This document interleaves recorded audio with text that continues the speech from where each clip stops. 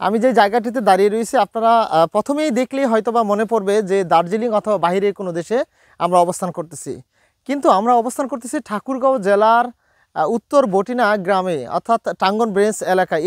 এই টাঙ্গন ব্যারেজ এলাকায় জয়নুল আবেদিন নামে একজন নব উদ্যোক্তা রয়েছে, যিনি তার অসাধারণ একটি কমলা বাগান গড়ে তুলেছেন এবং এই কমলা বাগান ইতিমধ্যেই ঠাকুরগাঁও জেলাসহ দেশের বিভিন্ন জায়গায় কিন্তু সাড়া ফেলেছে এবং তার যে এই কমলা বাগান দেখার জন্য প্রতিনিয়তই কিন্তু মানুষ ভিড় করতেছে।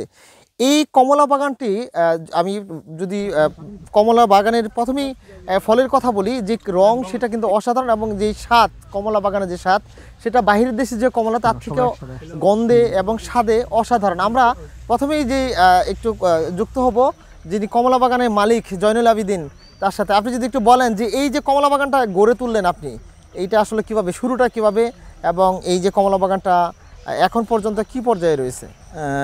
আমি আসলে এটা অনেকেই প্রশ্ন করে যে কীভাবে শুরু করলাম। এটা খুব ইন্টারেস্টিং। আমি চুয়াডাঙ্গা কর্মরত থাকাকালীন অবস্থায় আমি একটা কমলা বাগান দেখতে যাই। সেখানে কমলা বাগান দেখি এরকম সারি সারি কমলা দেখে, এরকম রঙিন কমলা দেখে আমি মুগ্ধ হই। তখন আমি ভাবি যে আমারও তো একটা ছোট্ট একটা জায়গা আছে, আমি সেখানে যদি কমলা বাগান করি তাহলে তো এরকম করা যায়। এই চিন্তা থেকে আমি আরও একটা চিন্তা করি যে আমার চাকরি আছে আর 4 বছর, আমি 4 বছর পরে অবসরে গিয়ে কি করব? আমার তো একটা জায়গা দরকার আছে, একটা কাজকর্ম করার জন্য বা কিছু একটা করার জন্য আমার একটা জায়গা দরকার। আমি তখন এই জায়গাটাকে বেছে নেই। গ্রামের বাড়ি আমার এখানে, বাগানের পাশেই। আমি এখানে তো লাগানোর পরে দেখা গেল যে সুমিষ্ট এবং অত্যন্ত সুস্বাদু হয়, লোকজনও প্রশংসা করা যখন শুরু করলো। আমি আশেপাশের কিছু জায়গা লিজ নিয়ে নেই। লিজ নিয়ে আমি জায়গাটাকে 6 বিঘা জায়গায় উন্নীত করি। এই বছর আরও 2 বিঘা জায়গা আমি লিজ নেই, নিয়ে আমি মোট 8 বিঘা জায়গায় উন্নীত করি। গত বছর আমার বিক্রয় ছিল 5 লক্ষ টাকা, 5 থেকে 6 লক্ষ টাকা। তার আগের বছর ছিল 2.5 লক্ষ টাকা। এই বছর আমি 15 থেকে 20 লক্ষ টাকা সেল হবে বলে আশা করি। কতগুলা চারা রয়েছে আপনার এই বাগানে? জি, আমার এই বাগানে মোট 550 চারা রয়েছে। মালটা আছে 150, আর বাকিটা হাফ হাফ, অর্থাৎ 200 বড় দার্জিলিং কমলা, 200 চায়না 3 কমলা। আপনার এই কমলা তো দেশের বিভিন্ন প্রান্তে ইতিমধ্যে যাচ্ছে। এর আগের বারও শুনছিলাম যে এই ঠাকুরগাঁও জেলা ছাড়াও বাইরের জায়গায় আপনারা এই কমলা সেল করেছেন। জি, গতবার আমি ঠাকুরগাঁও ছাড়াও কক্সবাজার আমার চারা কমলা বিক্রি হয়েছে, দিনাজপুরে বিক্রি হয়েছে, ঢাকায়ও নিয়ে গেছে অনেক পাইকার, দেশের বিভিন্ন অঞ্চলে নিয়ে গেছে। কিন্তু আমার গত বছর আমার দর্শক ছিল 30,000, আমি হিসাব করে দেখেছি। অর্থাৎ যখন ফল ছিল না তারপরেও প্রচুর লোকজন ছিল, প্রতিদিন 1 থেকে 1,500 লোক আসতো, শুধু গাছ দেখে যেত, নাম শুনছে কমলা বাগান, কিন্তু কমলা ফুরিয়ে গেছিল।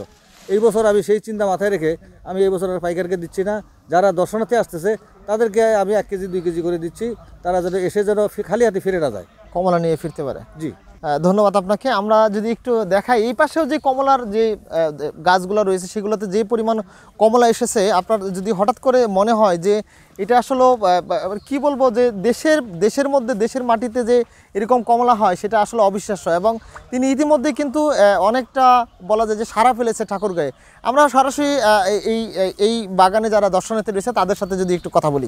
তো আমি দার্জিলিং গিয়েছিলাম, দার্জিলিং গিয়ে আপেল বাগান, মাল্টা বাগান দিয়েছিলাম। তখন আমার মনে ইচ্ছা ছিল যে আমাদের বাংলাদেশে যদি কেউ এরকম করতো তাহলে আমরা উপকৃত হতাম। তো সেই ক্ষেত্রে জয়নুল আবেদিন ভাইয়ের সাথে আমার পরিচয়। তো উনি বললো যে ভাই আমি একটা বাগান করেছি, যদি সময় সুযোগ হয় তাহলে দেখতে যাবেন। তো ওই প্রেক্ষিতে আমি ওনার সাথে ওনার বাগান দেখতে এসেছি এবং দেশে আমি খুবই মুগ্ধ। দার্জিলিংয়ের কমলা যেই রস মজা, ঠিক আছে, সেম জিনিসটা উনি এখানে করতে পেরেছেন। উনি 19 সালে শুরু করেছেন, তা আমি এই প্রথম আসলাম। তো কমলাটা খুবই সুস্বাদু। এটা যদি আমাদের দেশে উনি যদি করতে পেরেছে, আর যদি উদ্যোক্তারা যদি ওনার হেল্প নিয়ে করতে পারে, তাহলে বাংলাদেশে আমার মনে হয় না দার্জিলিং থেকে কমলা কিনে আনতে হবে। আমাদের এখানেই এই কমলাটাই আমাদের জন্য, আমাদের দেশে করে আমরা বিদেশে রপ্তানি করতে পারবো। আমি আসছি কুষ্টিয়া থেকে। গত বছরে বিভিন্ন মিডিয়াতে এই বাগানের, অর্থাৎ জয়নাল সাহেবের মাল্টা কমলার বাগানের প্রতিবেদন দেখছি।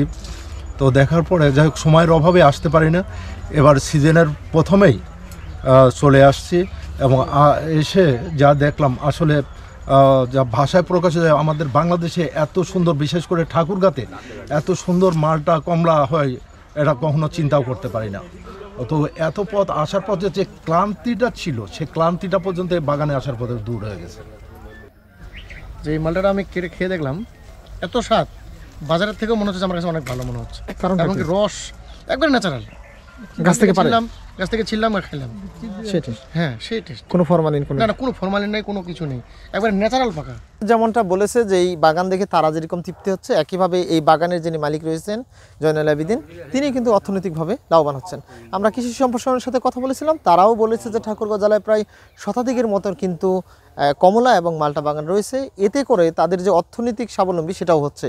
একইভাবে এই ঠাকুরগাঁও সহ এই অঞ্চলের বিভিন্ন ধরনের যে কমলা এবং মাল্টা রয়েছে, এগুলো কিন্তু দেশের বিভিন্ন প্রান্তে চলে যাচ্ছে। এর ফলে এই অঞ্চলে যারা রয়েছে তারা কিন্তু অর্থনৈতিকভাবে যেরকম স্বাবলম্বী হচ্ছে, একইভাবে নতুন কর্মসংস্থানে শীর্ষ হচ্ছে। আরিফ হাসান, ঠাকুরগাঁও।